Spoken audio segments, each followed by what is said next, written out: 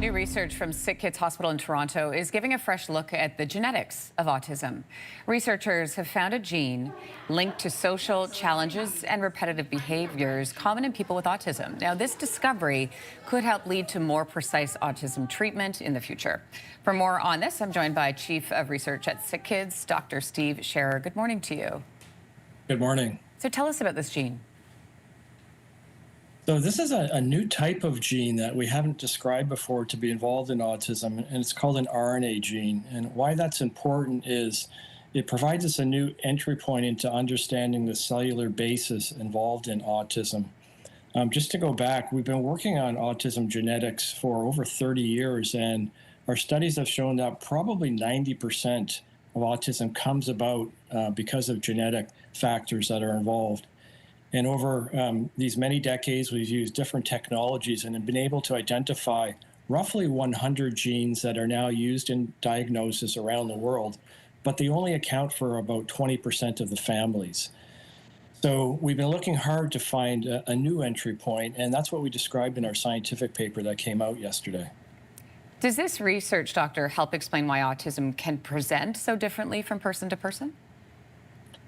So there are two core features that are involved in having a diagnosis of autism. That is the social behavioral characteristics and the stereotypic repetitive behaviors. And that's the foundation for all forms of autism.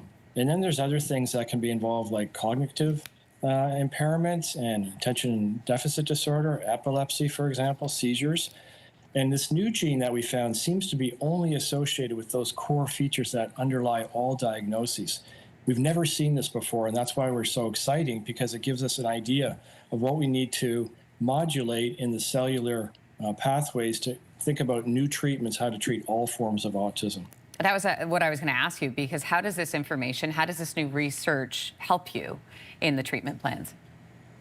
Well, first of all, we do have new diagnostics based on this that accounts for a small percentage of families, and they've received their data back.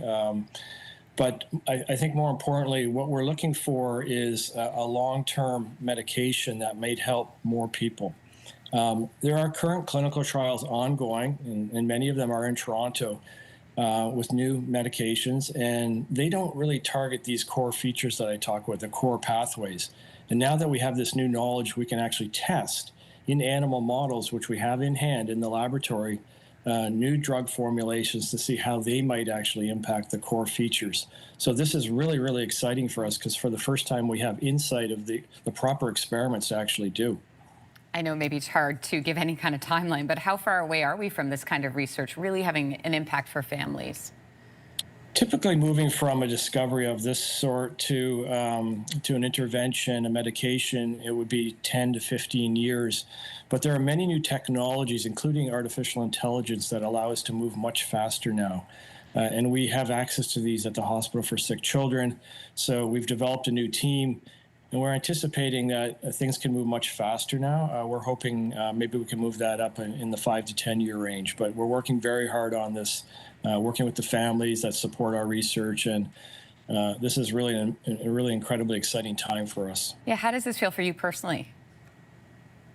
Well, this has been a 15-year pursuit on this project. We made the first observation, believe it or not, in 2010, and then had to do very, very long and thorough experiments. We studied 10,000 individuals from across North America with autism and 10,000 controls. We also developed animal models with the same genetic alterations we find in human, and we could do this in mice. So it's a long haul. It was a great satisfaction for our team to actually have this published in the world's top leading medical journal. Well, congratulations to you and your team, doctor. We appreciate your time this morning. Thank you so much, and thank you for your support.